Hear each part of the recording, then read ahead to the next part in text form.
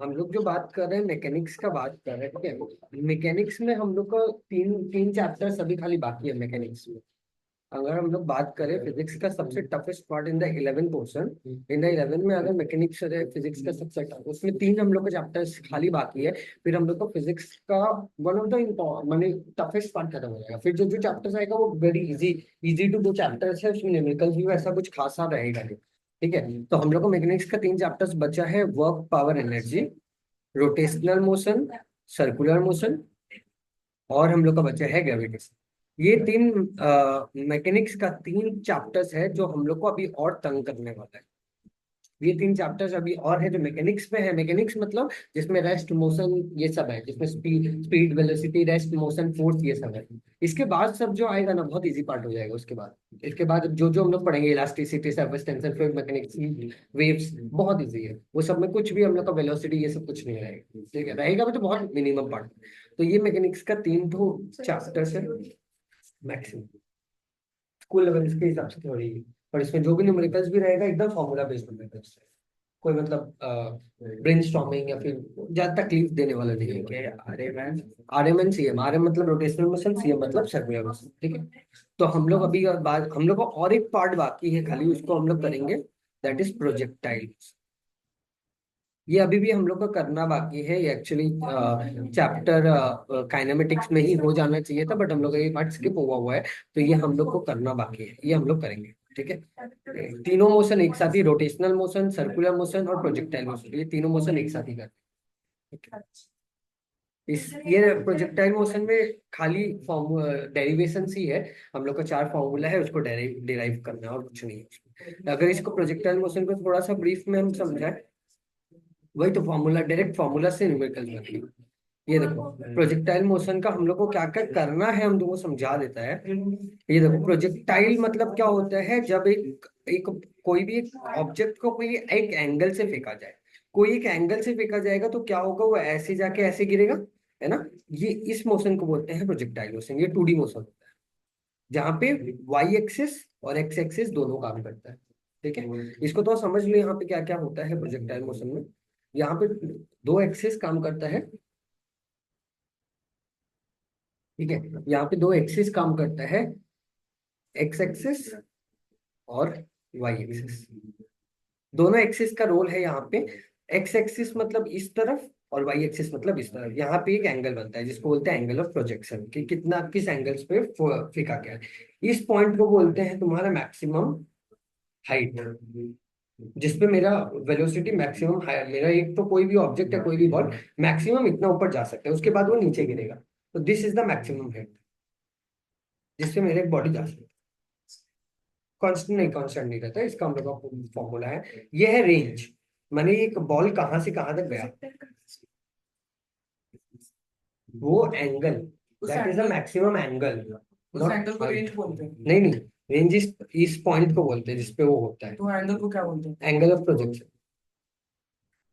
और ये वाला है पिच, कि कितना मेरा प्रोजेक्टाइल कितना मेरा दूर गया है, मैंने वो कितना दूर जाता है, ये उसका रेंज है, ठीक है। इसको पिच बोल लो या मेरा, हम इसको रेंज भी बोल सकते हैं, ठीक है। और आता है टाइम ऑफ फ्लाइट, माने ये पूरा टाइम करने के लिए कितना टाइम लगा, टाइम ऑफ फ्लाइट, माने ये पूरा होने में कितना टाइम लगा, time taken to complete the projectile motion. Total. हाँ, या फिर टाइम ऑफ फ्लाइट को हम लोग टोटल टाइम भी बोल सकते हैं, ठीक है, टोटल टाइम। और हम लोग के यहाँ पे क्या आता है, या हम लोग का ये आता है कि और इसमें से हम लोग का जैसे सम्स कैसे आता है कि ये इधर तक गया तो कितना टाइम लगा, मैक्सिमम हाइट पे कितना हुआ, ये रेंज कितना कवर किया, ये सब फॉर्मूलाज आता है। ये सारा को हम लोग को डिराइव करना है, ये प्रोजेक्टाइल मोशन, ठीक। तो वो हम लोग करेंगे। हम तो खाली बेसिक बता दिए इसमें क्या है प्रोजेक्टाइल मोशन में। ये 2D मोशन क्यों है, क्योंकि यहाँ दोनों एक्सिस काम कर रहे हैं, एंगल पे भी डिपेंड करता है, रेंज पे भी डिपेंड करता है, ठीक है। कि अगर मान लो कि एंगल हम छोटा बड़ा कर दिया तो मेरा रेंज भी छोटा बड़ा हो जाएगा। तुमको पता है ना, अगर हम कोई भी चीज एकदम सीधा फेंका तो एकदम सीधा गिरेगा, है कि नहीं। थोड़ा सा ऐसे फेंका तो इस तरफ गिरेगा, थोड़ा सा इसको एंगल में फेंका तो इस तरफ गिरेगा, तो क्या हो रहा है, एंगल ही तो चेंज हो रहा है। ठीक है, हेलो,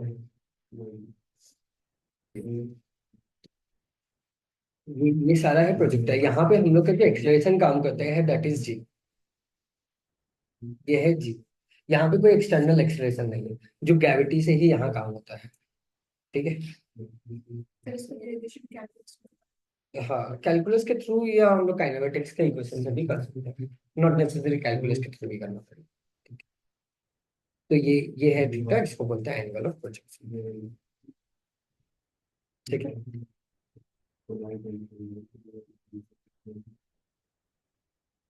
ठीक है, इसको लिख लो, फिर हम लोग वर्क पावर एनर्जी करते हैं। ये इतना प्रोजेक्ट टाइम में, अब इसको जब डेरिवेशन कराएंगे तो उसका हम भी करा देंगे, तो खाली आइडिया दे दिए कि क्या होता है प्रोजेक्टाइल।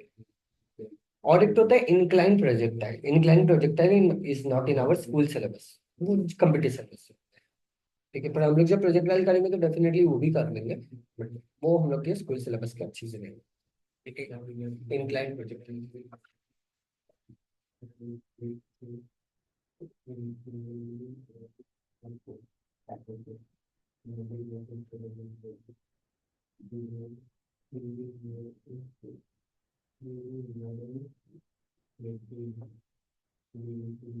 ठीक है,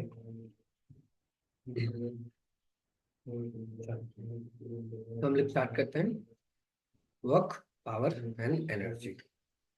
न्यू चैप्टर बोला जाता है मैकेनिक्स का सबसे इजी सा चैप्टर है ये। क्यों इजी है, क्योंकि 9-10 में तुम लोग इसको पढ़ा हुआ है, कभी ना कभी इसको सुना हुआ है। ठीक है, 9-10 में पढ़ा हुआ जरूर है, बट तुम लोग को याद कुछ नहीं होगा, वो हम डैम श्योर है ना। आई एम राइट, नहीं याद है। याद है।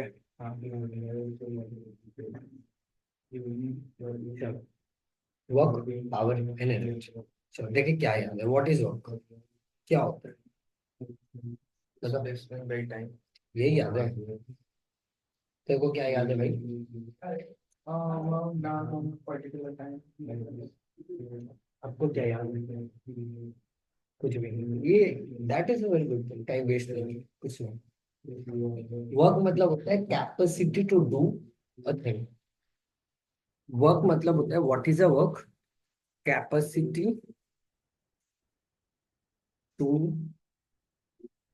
डू, या कैपेसिटी या ability to do a work, या फिर ये बोल सकते हैं इसका फॉर्मूला तो वही है जो जो तू फॉर्मूला में से गलत बोला था। ठीक है, what is a work, ability या कैपेसिटी टू डू समथिंग। ठीक जी, 11 में ये नहीं पूछेगा व्हाट इज वर्क, ठीक है, वो कभी जनरल में नहीं पूछने वाला। वर्क कहता है ability to do work, do something. Work का मतलब होता है force into displacement, force dot S. आ रहा है सब, आ रहा है धीरे धीरे, एक एक करके सस्पेंस। अच्छा मेरे को पहले ये बता, वर्क क्या है, स्केलर क्वांटिटी की वेक्टर क्वांटिटी? ये ये एक वेक्टर है, ये एक वेक्टर है, तो दो वेक्टर को मिला के क्या होगा, वेक्टर होना चाहिए। वर्क एक स्केलर क्वांटिटी, ठीक है, ये एक स्केलर क्वांटिटी है। In spite of product of two vector, work is a scalar quantity, मतलब एक्सेप्शन है। यहाँ डॉट नहीं दिख रही है, डॉट हम लोग बात किए थे ना वेक्टर में, cross product dot product, dot product एक को स्केलर में कन्वर्ट कर देता है ना। ये दो वेक्टर के बीच में डॉट प्रोडक्ट है, मतलब वर्क स्केलर है। हम लोग बात किए थे ना, डॉट प्रोडक्ट कोई भी क्वांटिटी को स्केलर में कन्वर्ट कर देता है, तो इसके बीच में डॉट प्रोडक्ट है, मतलब वो स्केलर बना रहे हैं। ठीक है, तो work is a scalar quantity. Scalar quantity मतलब डायरेक्शन, डायरेक्शनलेस, इसके जीवन में कोई डायरेक्शन नहीं है, डायरेक्शनलेस, कहाँ जा रहे हैं कहाँ नहीं जा रहे कुछ। वर्क के लिए डिस्प्लेसमेंट होना जरूरी है। वर्क करने के लिए डिस्प्लेसमेंट होना जरूरी है। हाँ बिल्कुल जरूरी, फोर्स भी जरूरी है। नहीं, अगर मैं एक टेबल को उधर लाके वापस रख दूंगा तो डिस्प्लेसमेंट जीरो हो गया। हाँ तो वर्क जीरो हो गया, हाँ, पर मेहनत तो किया। मेहनत तो किया, उसका कोई कदर नहीं है, इसीलिए ना ये डायरेक्शन लेस है। तो वर्क से ज्यादा अच्छा होता है एनर्जी, ये ज्यादा, ये सही है। तो मतलब कोई ना देखे तब काम कर रहे हो, देखे तो मोबाइल चला रहे हो। अपना अपना डेफिनेशन दे दो तुम। ठीक है, स्केलर डायमेंशनलेस डायरेक्शनलेस है। अच्छा, इसका डायमेंशन क्या होगा? डायमेंशन बोल के कोई चीज होता है, कभी सुना है तुमने पूरे जीवन में? सुना है कभी ये वर्ड डायमेंशन क्या होता है? देख कैसे कैसे इसका मुंह देख, जैसे नया वर्ड सुन रही है। डायमेंशन का डेफिनेशन। डायमेंशन छोड़ना, डायमेंशन होता क्या है? हाँ, टाइम होता है। ये लोग ऐसा रिएक्ट करते हैं जैसे पढ़ाई नहीं है। डायमेंशन मतलब कि एक फंडामेंटल क्वांटिटी कितना डिराइव यूनिट पे डिपेंड करता है। Power in which a fundamental quantity is depend upon the derive unit.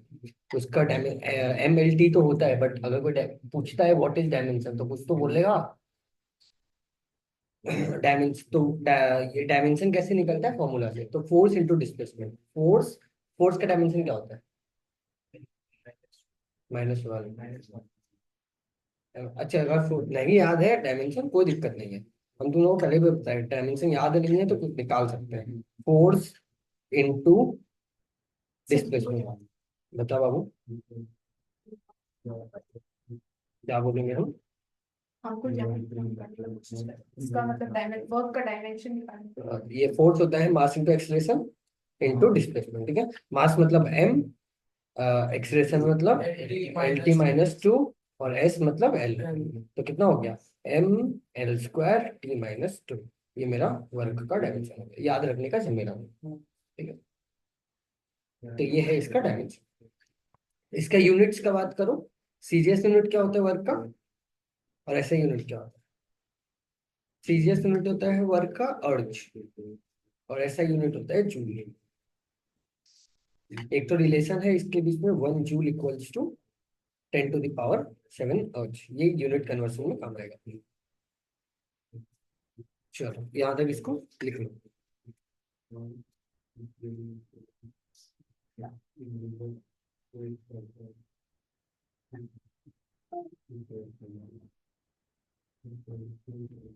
ठीक है,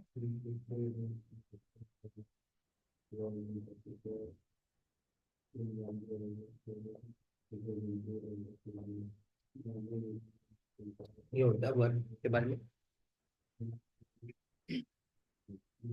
अब हम लोग बात करते हैं कितना टाइप का वर्क होता है। पहले वर्क का फॉर्मूला में आते हैं। वर्क का क्या फॉर्मूला है? वेक्टर के फॉर्म में लिखे तो F.S, ये मेरा वेक्टर के फॉर्म में है। इसी को स्केलर के फॉर्म में लिखे तो FS cos थीटा। ये थीटा क्या है? Angle between force and displacement. Angle between,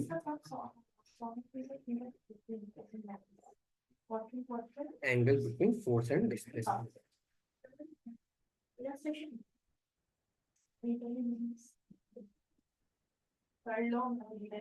ठीक है, angle between the force and displacement. ठीक है,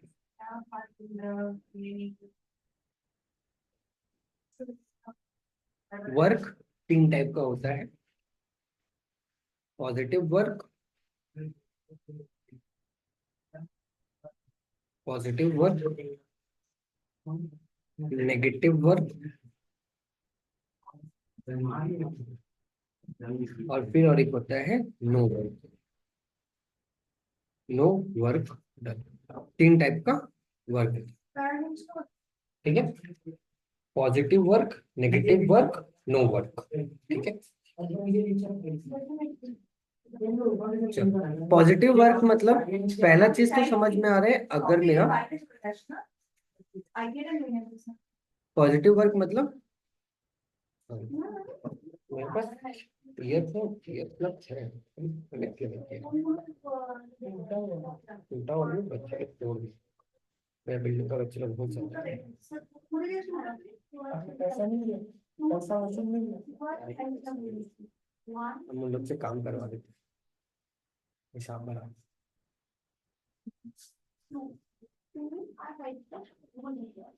मेरा बिल्डिंग का बच्चा लोग से हम मशीन में कपड़ा धुलवा लेते हैं।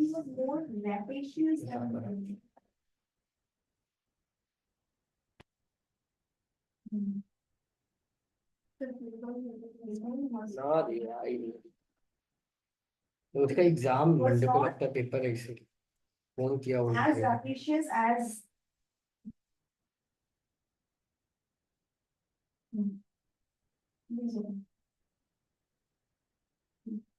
Akbar was the greatest of all Mughals.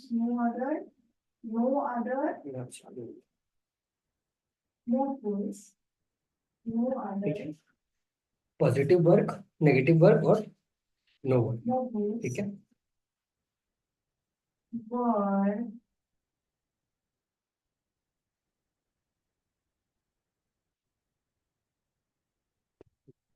तो यहाँ पे बात करें हम लोग कि क्या इसका पॉजिटिव वर्क क्या होता है। पहला चीज तो समझ में आ रहा है कि अगर इसका वैल्यू पॉजिटिव, अगर मेरा वर्क का अगर मान मतलब आया 20 तो ये पॉजिटिव है। बट ये कोई प्रॉपर कॉन्सेप्ट ये नहीं, ठीक है। ये तो अपने खाली समझाने के लिए समझा दिए। बट पॉजिटिव वर्क मतलब होता है सिस्टम के ऊपर काम होना। मतलब पॉजिटिव वर्क मतलब बॉडी काम कर रहा है, बॉडी काम कर रहा है।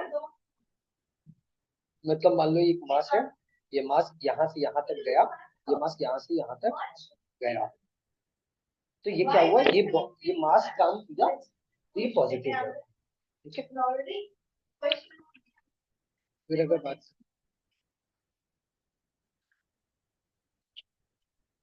नेगेटिव वर्क की बात करें, मतलब बॉडी के ऊपर काम, बॉडी के ऊपर काम, या फिर ये भी बोल सकते हैं फोर्स एंड डिस्प्लेसमेंट का डायरेक्शन अलग, बॉडी के ऊपर काम कर रहा है। इससे भी समझ सकते हैं नेगेटिव फोर्स, या फिर नेगेटिव फोर्स को ऐसे भी समझ सकते हैं फोर्स और डिस्प्लेसमेंट का डायरेक्शन अलग, force and displacement are in opposite direction,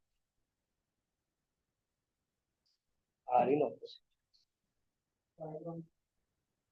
बता रहे हैं। मतलब मान लो, ठीक है, फोर्स इधर लग रहा है, डिस्प्लेसमेंट इधर हो, फोर्स इस तरफ लग रहा है, डिस्प्लेसमेंट इस तरफ हो सकता है। पहले तो गंदी थ्रो बॉल जी नीचे काम करता है, बॉल ऊपर जा रहा है। ये तो बहुत सिंपल सा एग्जांपल है, और भी बहुत।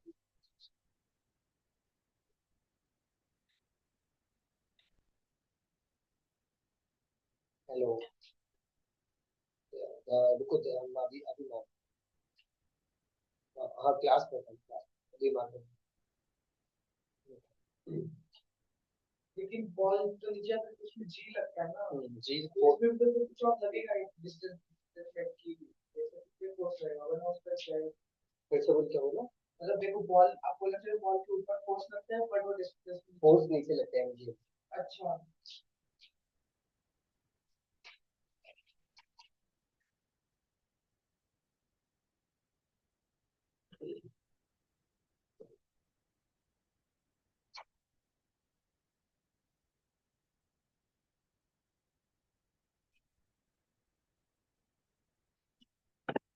ठीक है, तो ये हो गया नेगेटिव वर्क। अब हम लोग का आता है नो वर्क, मतलब काम नहीं हो रहा है। तो नो वर्क 3 केस में होता है। फिर हम लोग बात करते हैं no work done. No work done का 3 केस, 3 केस में नो वर्क डन होता है। Case 1, when force is zero, माने इसमें फोर्स ही नहीं लगा कोई बॉडी, क्योंकि वर्क डन का क्या फॉर्मूला होता है, एफ एस कॉस थीटा, है कि नहीं। पहला नो वर्क डन होगा अगर फोर्स ही जीरो है, कोई एक बॉडी में जीरो फोर्स लग रहा है। तो जीरो फोर्स लग रहा है मतलब क्या, वर्क डन जीरो हो रहा है ना। अगर एक बॉडी में फोर्स ही नहीं लग रहा है मतलब डिस्प्लेसमेंट ही नहीं हो रहा है ना। राइट, आ देखो सब आ गए धीरे धीरे, ठीक है। तो मतलब जब फोर्स इज जीरो, माने उस पर कोई फोर्स ही नहीं लगा, फोर्स नहीं लगा मतलब डिस्प्लेसमेंट ही नहीं हुआ, ठीक है। तो वर्क डन मैंने सिंपल से होती है, काम ही नहीं। नंबर 2, फोर्स लगा तो डिस्प्लेसमेंट ही नहीं हुआ, फोर्स लगा तो डिस्प्लेसमेंट ही नहीं हुआ, वेर एस इज, इसके एग्जांपल दो तो।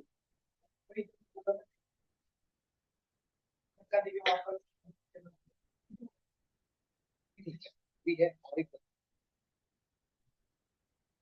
एग्जांपल दो जिसमें डिस्प्लेसमेंट सीखा बट फोर्स है, force is there but as is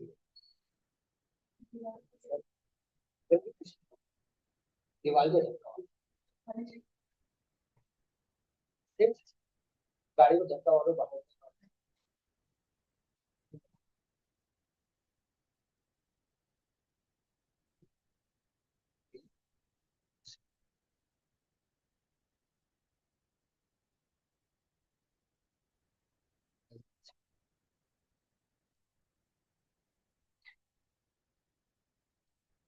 case number 3 which is very important, जब फोटो देखो का एंगल लाइन,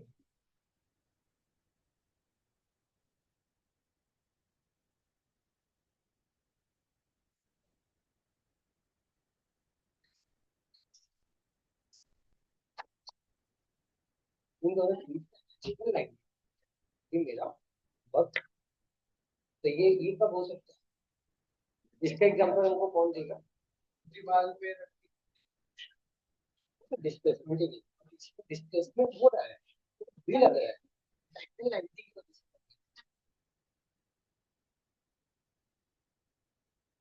मैंने फोर्स और डिस्प्लेसमेंट का एंगल 90,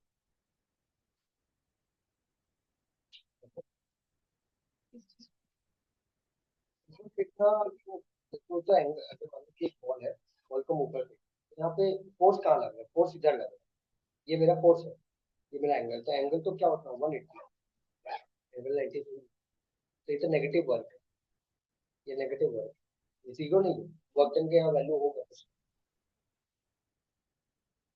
ये कब होता है, मान लो कि एक पर्सन कूली, कूली का अगर बात करो, वो जब सामान लेके जाता है, तो सामान लेके वो ऐसे करके लेके जाता है, तो वो स्ट्रेट ऐसे वो एंगल बनाता है, जैसे मान लो ये कूली है, पूरा कूली है, ठीक है, तो यहाँ पे सामान रख के वो ऐसे चल, फोर्स कहाँ लगा रहा है, फोर्स को ऐसे पकड़ेगा और चल वो ऐसे रहा, तो एंगल कितना बनाना है, तो इसके हिसाब से ये कोई काम नहीं कर रहा है, वक्त जो वर्क है, तो अब से पुली को पैसा बचेगा, तो आप काम ही काम बोलेगा, उसके हिसाब से क्या होता है, हाँ, तो वो पुली पुली काम नहीं, तो पेपर करने में उसको करके दिखा, उसको फिजिक्स समझा दो कि आप काम नहीं करते, तो हम लोग आपको पैसा देंगे।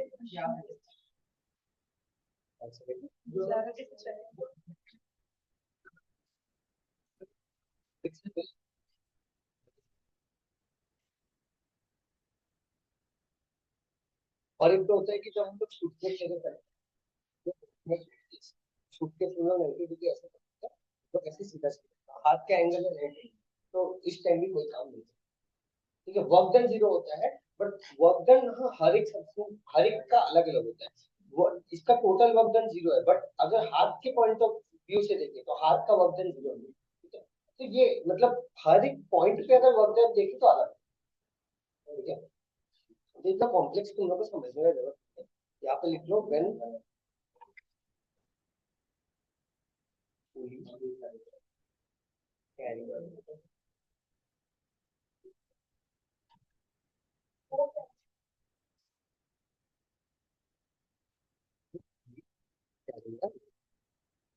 ये आया वर्क, पॉजिटिव वर्क नेगेटिव, चलो थोड़ा न्यूमेरिकल्स करते हैं, वर्क डन पे पहले इजी करते हैं न्यूमेरिकल,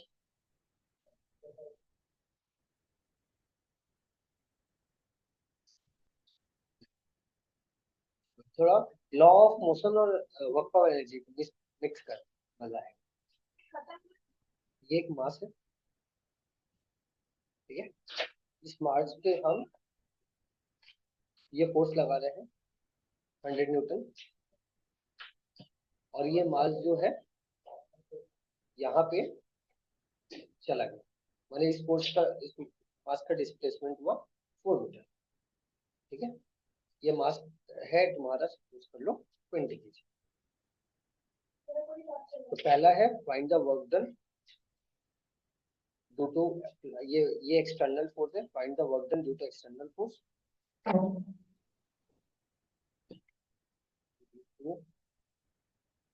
एक्सटर्नल फोर्स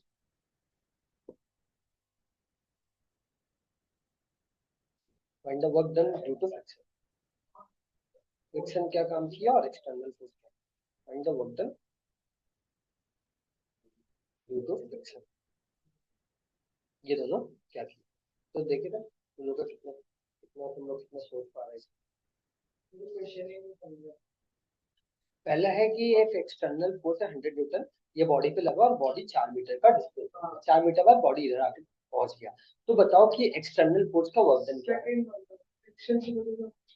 पहले पहला तो होगा, करो पहले देखो, पहले work done due to external. और पहले बॉडी पे देखो, बॉडी पे काम कहाँ हो रहा है, यहाँ पे एफ, और बॉडी डिस्प्लेस कर रहा है इधर एस, मतलब एफ और एस का डायरेक्शन सेम, तो थीटा क्या होगा 0, है ना। एफ भी इसी डायरेक्शन में, एफ भी इसी डायरेक्शन में, तो वर्क डन निकालो एक्सटर्नल फोर्स के। वर्क डन क्या होता है, force into displacement cos theta. तो फोर्स कितना है 100, डिस्प्लेसमेंट क्या हुआ 4, एंगल कितना हुआ 0, cos 0 मतलब 1, तो 400 जूल। ये work done due to external force number 1। Number 2, work done due to friction. Friction कहाँ लग रहा है, जहां मोशन होता है उसके ऑपोजिट में फ्रिक्शन लगता है, मतलब फ्रिक्शन इधर लग,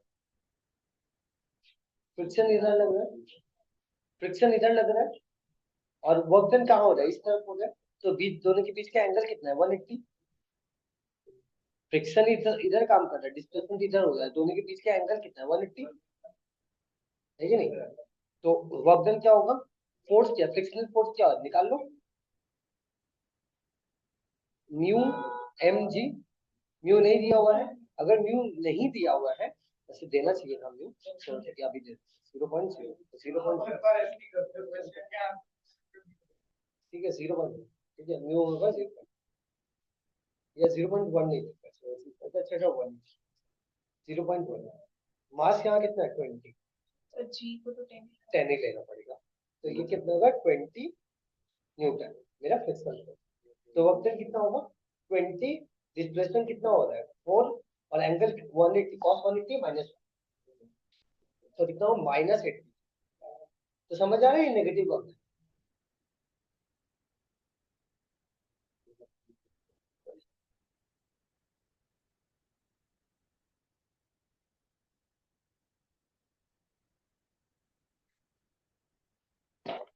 ठीक है, क्लियर हुआ बात। एक और थोड़ा अच्छा देखो,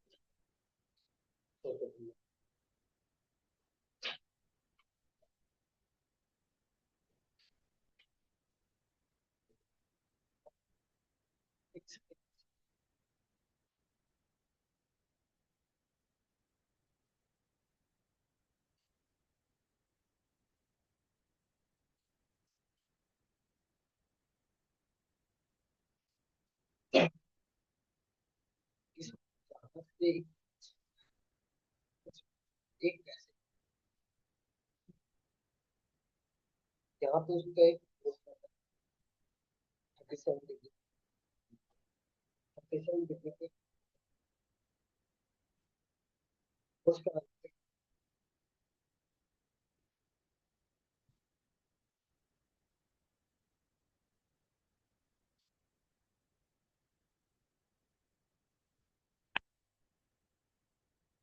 फोर्स लगने पर डिस्ट्रक्शन कर रहा है 4 मीटर, 4 मीटर का डिस्टेंस पहला है तो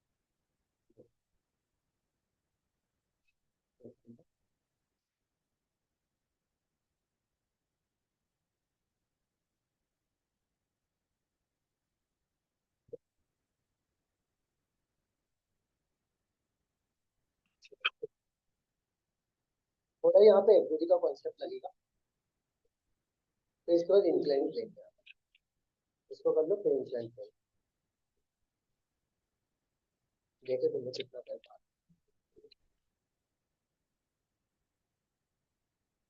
यहाँ पे फोर्स ना एक एंगल पे, मतलब यहाँ फोर्स का कॉम्पोनेंट यहाँ क्या लगेगा, एफ कॉस 37, यहाँ लगेगा एफ साइन 37। तो डिस्प्लेसमेंट कहाँ हो रहा है, इस तरफ, तो मतलब एफ कॉस 37 ही डिस्प्लेस कर रहा है, साइन तो कुछ नहीं कर रहा है। तो हमको क्या निकालना है, वर्क डन। तो वर्क डन क्या होगा, एफ कॉस 37 इंटू डिस्प्लेसमेंट मतलब एफ, और इन दोनों के एफ और एस के बीच का एंगल क्या है, 0 डिग्री। तो यहाँ पे भी कॉस लगता है, अगर यहाँ पे हम, यहाँ तो सेम है पर अगर एंगल चेंज होता तो यहाँ पे कॉस। कॉस 37 का वैल्यू, ये दोनों ट्रायंगल तुम लोग को याद करने बोले थे हम, ये होता है 345, ये है 37 का ट्रायंगल, और ये है 53 का ट्रायंगल, ये है 435। कुछ नहीं है, जरूरत ही नहीं, ये दो ट्रायंगल याद रखो, 345 435। कॉस 37, कॉस मतलब क्या होता है, बेस बाई हाइपोटेन्यूज, 4/5 कॉस आ गया, क्या ही याद रखते हैं। फोर्स का वैल्यू क्या है, 80 इंटू 4/5 इंटू एस, 5 से इसको मार दो, कितना बार हो जाएगा, 16 बार में, 256। इससे क्या करेंगे, क्यों, तो माथे में क्या लिखा होगा,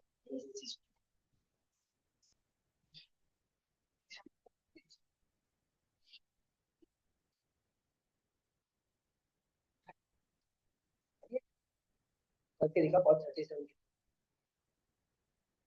देखते हैं कौन सा। देखिए सेम चीज कैलकुलेशन में करके देख, अच्छा पता लगेगा कितना टफ पड़ेगा, तो करके देख समझ आ जाएगा, टफ पड़ेगा, इजी नहीं है।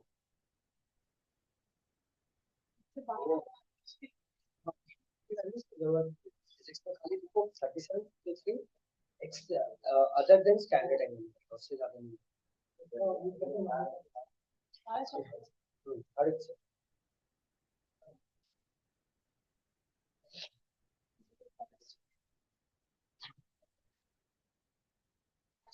पूरा वर्क है कैलकुलेट कर, ये पता है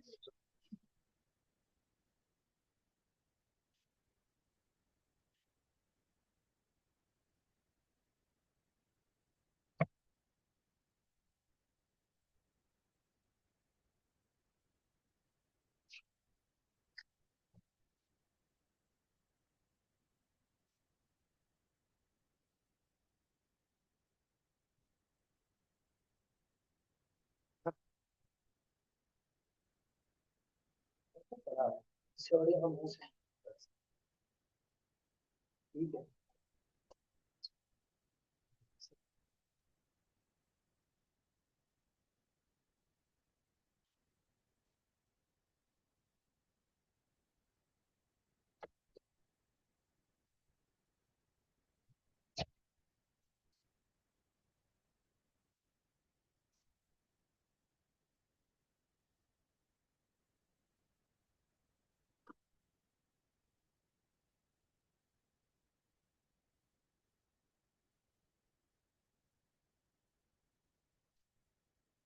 तो देखते हैं इसको तुमने कैसे,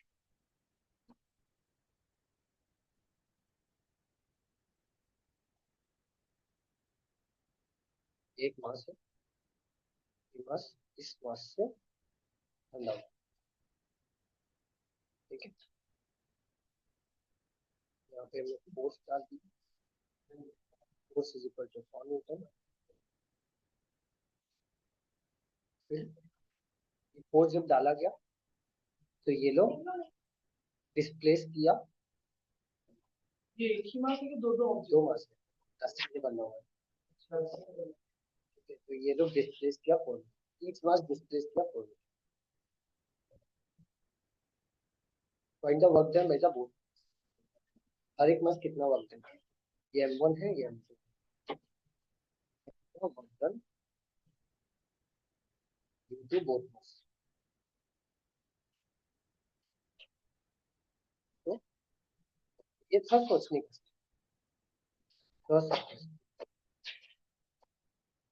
बोथ मासेस क्या work,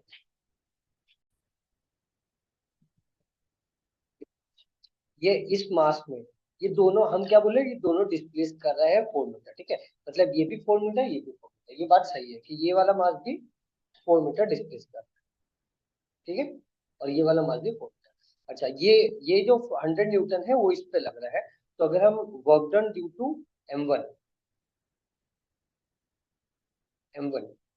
work done due to m1, तो ये निकालो। m1 m2 का वैल्यू हम दिया नहीं था, ठीक है, ले लो तुम लोग। इसको 2 kg रख लो, इसको 3 kg लो, ठीक है, कुछ भी रख सकते, रख लो, नहीं है, अपने मन से ही समझिए। Work done due to m1, ठीक है। आधा क्वेश्चन क्यों देते हैं तो हम पूरा भी दे तो कौन सा तुम कर ही ले रही, अब कौन सा तुम कर लेती, हम तो देख ही रहे थे क्या कर, गलती कर रही थी पूरा देने के बाद। इसीलिए तो बोला पूरा दे देते कौन सा कर। एकदम सेकंड पे बोलेगा अच्छा क्वेश्चन में घुमाता है। m1 यहाँ है फोर्स, यहाँ है डिस्प्लेसमेंट।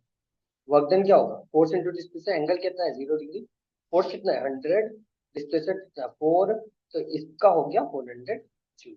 अब m2 में देखो, m2 में कहाँ पे लग रहा है, m2 में टेंशन लग रहा है, टेंशन। तो ये जो m2 जा रहा है ना, वो टेंशन की वजह से जा रहा है, इस फोर्स की वजह से नहीं चल रहा।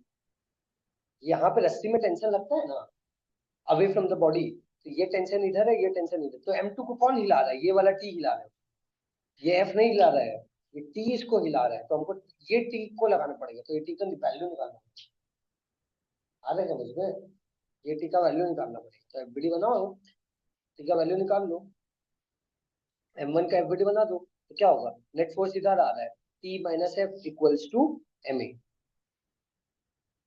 और ये वाला फोर्स की वजह से निकालो, t इक्वल्स टू ma, है कि नहीं।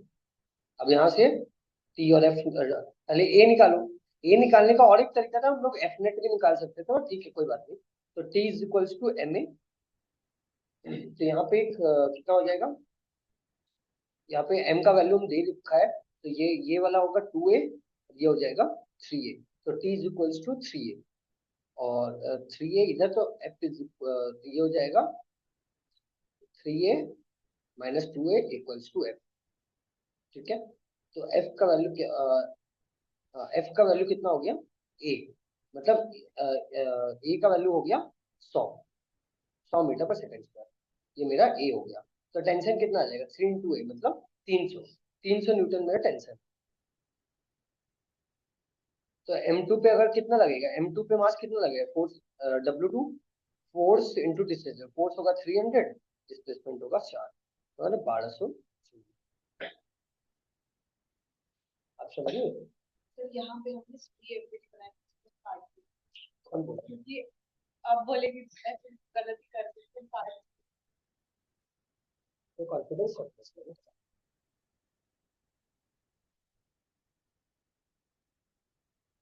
ठीक है।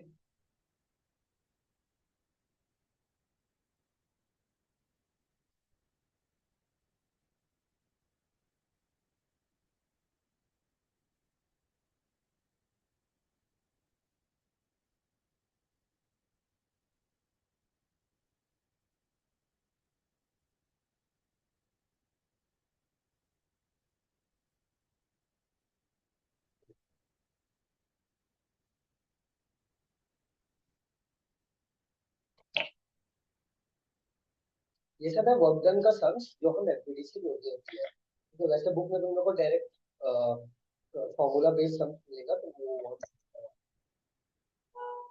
एक और ऐसा मिल सकता है कि तुमको काइनेमेटिक्स का इक्वेशन यूज करने दे देगा, वैसे करना है, चलो एक सम्स वैसा भी कर लेते हैं।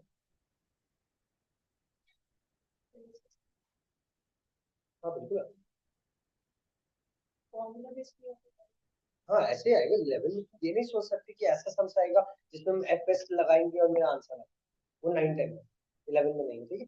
11 में एफबीडी ऐसा वैसा थोड़ा सा तो ट्रिक रहेगा। तुम 11 में, ये है ना किसका डायलॉग, आप वो मिर्जापुर के सीरीज का डायलॉग, आप मिर्जापुर में ऐसे कुछ, मेरे को याद, देख लिया तुम लोग, देखा है सीरीज मिर्जापुर सीजन 3? तुमने देखा है? तो हमने नहीं देखा, तो रील्स में देखा था। मिर्जापुर सीरीज हमने नहीं देखा। और ये तो जस्ट अभी सीजन 3 है, वो शायद लास्ट रील्स में आ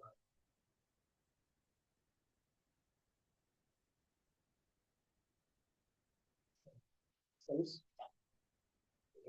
सम्स करते हैं, फिर पावर का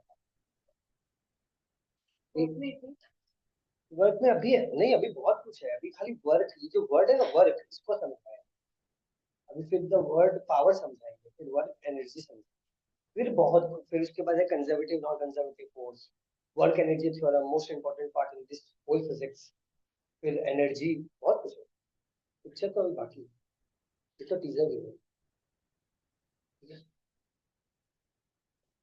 मान लो एक बॉडी का मास है 3 kg, उस बॉडी में मेरा एक्सेलरेशन लग रहा है 3 मीटर पर सेकंड स्क्वायर का, starting from rest, starting from rest,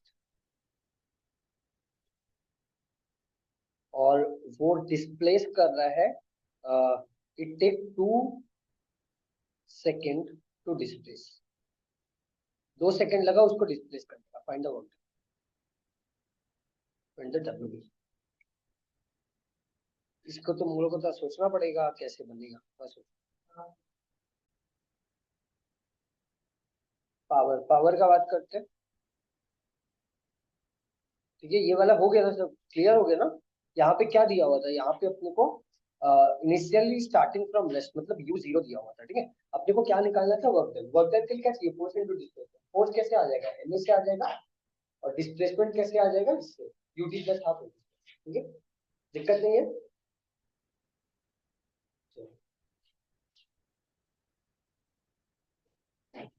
power का मतलब होता है रेट ऑफ डूइंग वर्क।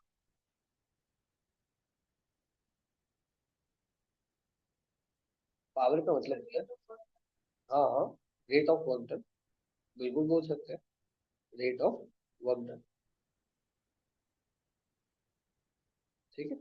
इसको बोलते हैं rate of work done. Rate of work done power का फॉर्मूला है P equals to work done by time. ये है पावर का, कि पावर, अगर किसी का पावर हम लोग डिनोट करते हैं या फिर पता चलता है, तो हम लोग को ये है कि कितना कम टाइम पे वो कितना ज्यादा फोर्स, कितना कम टाइम में कितना ज्यादा वर्क कर रहा है, उसका पावर उतना ज्यादा है, ठीक है। मतलब कि अगर मेरा टाइम डिक्रीज हो रहा है, मेरा वर्क इंक्रीज हो रहा है, मतलब मेरा पावर भी, ठीक है।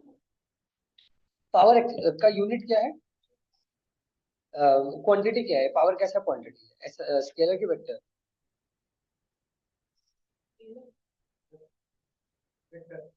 वर्क क्या है स्केलर, और टाइम वेक्टर, टाइम भी स्केलर है, देखिएगा। तो ये भी स्केलर है, ये वेक्टर होगा। स्केलर का प्रोडक्ट कभी वेक्टर नहीं, स्केलर, ये भी स्केलर है, ठीक है। इसका यूनिट का बात करूं, सीजीएस और एसआई। सीजीएस क्या होगा, अर्ज पर सेकंड, है ना, और एसआई होता है जूल पर सेकंड। जूल पर सेकंड को हम लोग और एक नाम से जानते हैं, वॉट। इसका इसका और एक अच्छा नाम है वॉट, डब्ल्यू WATT, वाट, समझे ना। हाँ, जैसे हम लोग बोलते हैं तेरा वॉट लगा देंगे, तो वो वाला वॉट, ठीक है। डोंट कंफ्यूज, सीजीएस का देखना और प्लस सेकंड। यहाँ पे और एक पावर का यूनिट होता है, that is called horse power. ये मशीन मशीन में यूज होता है, हाँ। इसका मतलब है एचपी। तो 1 HP is equals to 746 watt. ये कार का इंजन, ट्रेन का इंजन, प्लेन का इंजन एचपी में होता है, वॉट्स में नहीं। मैं तुम ऑलमोस्ट समझ लो 800 वॉट मिलाएगा तो 1 हॉर्स पावर बनेगा। ठीक है, तो बहुत बार तुम लोग के समझ में यूनिट एचपी में दिया रहेगा, तुम लोग को अर्ज में कन्वर्ट या फिर वॉट में कन्वर्ट। ये रिलेशन काफी इंपॉर्टेंट है, इसको याद रखना। तो इसका डायमेंशन बता दो तो पावर का जल्दी से। देखिए कौन बताता है डायमेंशन इसका।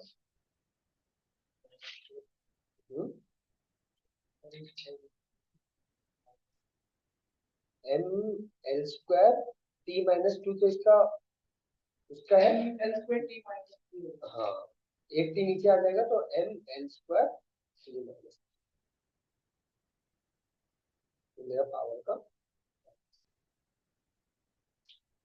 ठीक है,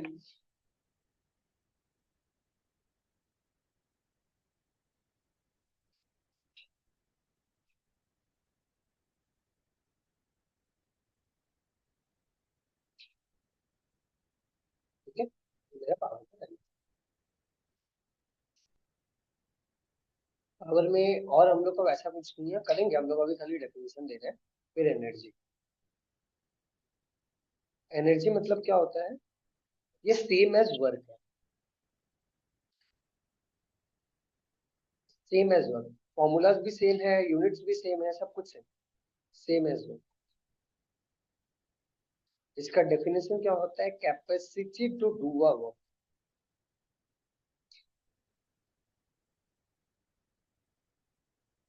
एक काम करने का कितना कैपेसिटी है, उसको एनर्जी बोलते हैं। हाँ, पावर खाली अभी वो है अभी म्यूजिकल बाकी है। Capacity to do a work is known as energy. ठीक है, इसको बोलते हैं। सेम स्केलर होगा, यूनिट्स सेम होगा, ऐसा सीजीएस यूनिट होगा और जैसा यूनिट होगा।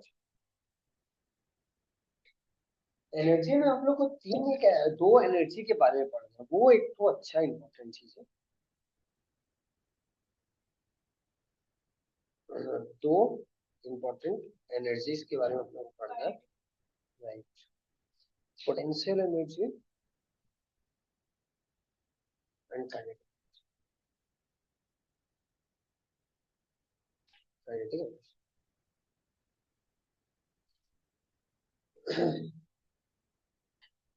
हेलो,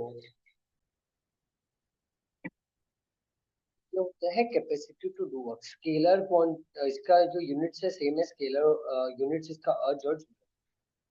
ठीक है, अगर इसका बात करें, दो टाइप का एनर्जी है, kinetic energy and potential energy. ठीक है, पोटेंशियल एनर्जी हम लोग पूरा डिटेल में इस चैप्टर के लास्ट में पढ़ने वाले हैं, यहाँ पे बहुत कुछ नया समझ में आएगा। पोटेंशियल एनर्जी का फॉर्मूला क्या होता है, mgh। अभी खाली इतना सा याद रखो, पोटेंशियल एनर्जी एक्चुअली आता कैसा है, तुम्हारे कॉन्फ़िगरेशन की वजह से आता है, बॉडी की कॉन्फ़िगरेशन से। बट हम लोग जो पोटेंशियल एनर्जी पढ़ते हैं ना, वो हम लोग बहुत गलत पढ़ते हैं। एक्चुअली पोटेंशियल एनर्जी बोल के कुछ फिजिक्स में एग्जिस्ट नहीं है। ठीक है, पढ़ेंगे लास्ट पार्ट में। अभी अभी खाली इतना से याद रखो, पोटेंशियल एनर्जी mgh होता है, कॉन्फ़िगरेशन की वजह से होता है, बस। उससे ज्यादा अभी बात कर लेंगे। अच्छा, पोटेंशियल एनर्जी और काइनेटिक एनर्जी को समझाना हो, पोटेंशियल एनर्जी स्टोर्ड एनर्जी होता है, हर एक बॉडी के अंदर स्टोर्ड रहता है। ठीक है, कैसे स्टोर्ड रहते हैं, इसका एग्जांपल, इसका अगर तुमको एग्जांपल दे तो इसका सिंपल सा एक एग्जांपल है। जैसे मान लो ये अपना फोन देख लो, कुछ नहीं करेंगे, हाथ हाथ रख यहाँ पे। पहले ये स्टोर्ड एनर्जी होता है, ऐसे इसको किए कुछ नहीं होता। अब यही हम यहाँ से फेंकेंगे, ज्यादा जोर से लगेगा, नहीं लगेगा, लगेगा ना, पकड़ना अलग बात। तो मतलब क्या, सिंपल सा बात है, बॉडी तो वही है, यहाँ से कर रहे हैं कुछ नहीं हो रहा है, यहाँ से फेंक रहे हैं तो ज्यादा जोर से लगेगा। या फिर सोचो लगना छोड़ दो, यहाँ से हाथ हटा, हम अगर यहाँ से इसको करें तो कुछ नहीं होगा, यहाँ से करें तो कुछ नहीं होगा ना। बट अभी यही उसको जितना दूर हो, पंखा के ऊपर से अगर नीचे फेंक तो टूट जाएगा। तो इतना हाइट पे क्यों नहीं टूटा, चीज तो वही है, डिफरेंस कहाँ आया, हाइट का। इसको बोलते हैं पोटेंशियल, ये स्टोर्ड एनर्जी। हर एक बॉडी के अंदर स्टोर होता है। हम अपना थोड़ा सा जान के नहीं, ये स्टोर्ड एनर्जी, ठीक है। इसका फॉर्मूला होता है mgh। अब ये होता है काइनेटिक एनर्जी। काइनेटिक एनर्जी आता है वेलोसिटी की वजह से, इसका फॉर्मूला होता है हाफ। वेलोसिटी का अगर हम एग्जांपल दें तो कोई चीज ये देखो, ये पेंसिल, ठीक है, हम ऐसे करके मारा, कोई दिक्कत नहीं। अब इसी को हम तेज ऐसे फेंक के मारेंगे तो चीज तो यही है ना। तो पहले केस में डिफरेंस क्या आ रहा है, इसमें वेलोसिटी आ रहा है, पेंसिल में वेलोसिटी। यही सेम काम करता है बुलेट। बुलेट एक्चुअली और कुछ नहीं है, वो एक तो आयरन का सेल है। बुलेट पे कोई गन पाउडर नहीं होता है, एक आयरन का सेल है। ऐसे जैसे हम लोग नॉर्मल आयरन है, उसको ऐसे आयरन तुम्हारे ऊपर रख, ये आयरन से ऐसे करके फेंके कुछ नहीं होगा। बट वही बुलेट को गन में डाल के मारे तो तुम नरकवासी हो जाएगी। नहीं नहीं क्योंकि गन उसमें पाउडर गन में होता है, बुलेट में नहीं।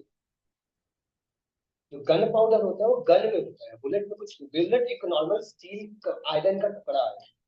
जब तुम लोग कभी देखा होगा, अगर तुम लोग कोई पिक्चर वच्चर में देखा होगा या किसी आईडी देखता होगा, तो बुलेट निकलता था तो क्या निकलता था, वो छोटा सा गन सेल।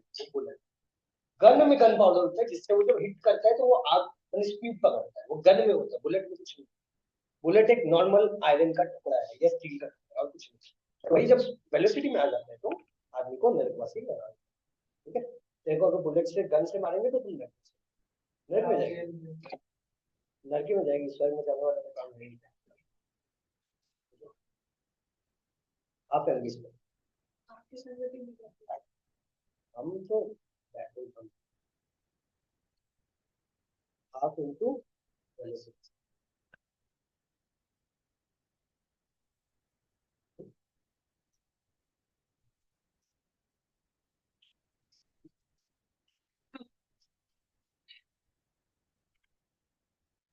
क्या हो गया, mgh यार।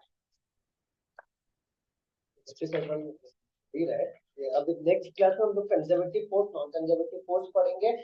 वर्क डन टू, अभी हम लोग इस चैप्टर को जो शुरू किए, चैप्टर में बहुत कुछ है, बहुत बढ़िया बढ़िया चीजें हम पढ़ेंगे। और लास्ट पार्ट में कुछ आई ओपनिंग्स पढ़ेंगे, पोटेंशियल का कॉन्सेप्ट पढ़ेंगे। एक्चुअली पोटेंशियल एनर्जी बोल के कुछ कुछ एग्जिस्ट नहीं है।